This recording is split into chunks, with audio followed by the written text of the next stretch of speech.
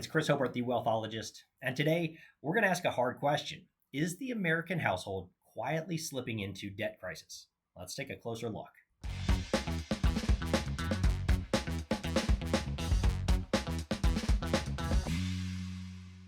Well, no doubt we've all felt it, right? Groceries are pricier and gas still stings, and credit card balances, well, man, they just keep climbing for so many. Now we've got the data to prove it. You see, the New York Fed just released its Q1 2025 debt report, and there's some important numbers that you need to know about. The total US household debt, it has hit a new record, 18.2 trillion. 18.2 trillion, which is up 167 billion in just one quarter. Now, let me put this into perspective. That is more than the GDP of Canada. All right, I want to break this down a little bit though.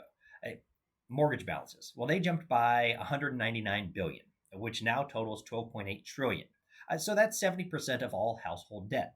Now, there is some good news here. 93% of these are fixed rate mortgages, and the average rate is just 4.2%, which that's helping homeowners hold steady for now. But then we hit maybe what we call the warning lights. First, delinquency rates, they're rising. In Q1 2025, 4.3% of debt was in some stage of delinquency. Now that's up from 3.6% just last quarter. Now, student loans. This is a new scenario because delinquencies jumped from just 1% to 8.2% in one quarter. Now, the reason for this is the post-COVID on-ramp period ended and borrowers can't delay anymore, and many are already falling behind. Now, if this isn't bad enough, it gets worse. Credit card delinquencies, which we call 90 plus days of being delinquent, they hit 12.3%. Now, that is the highest level since 2011. Auto loans, not far behind, with 8% of balances becoming delinquent last quarter alone. Now, here's the thing. You are likely thinking, wait, didn't I hear you talking about credit card balances actually falling last quarter at some point, Chris? And the answer is yes. Credit card balances dropped 29 billion in Q1. Now, don't celebrate yet because that's not necessarily a good sign. That's actually people paying off credit cards using tax refunds and maybe shifting debt around. But the delinquency rate is what we're looking at here, and it is still rising, which means more people are falling behind, not getting ahead. So, what does all of this mean?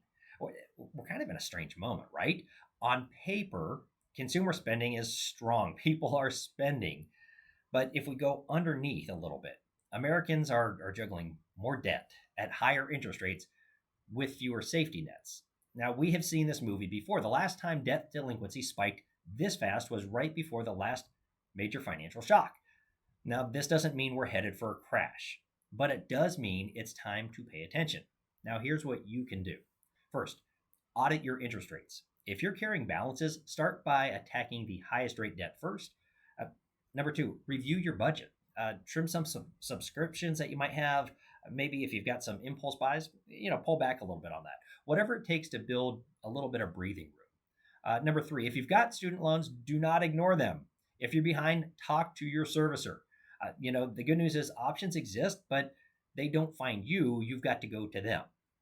And if you want someone in your corner as you navigate all of this, always feel free to drop me a line. Let me know if you've got any questions. That's what I'm here for. We're always happy to help build a plan that really helps protect what you've worked for. Now, before we go, I do want to hear from you.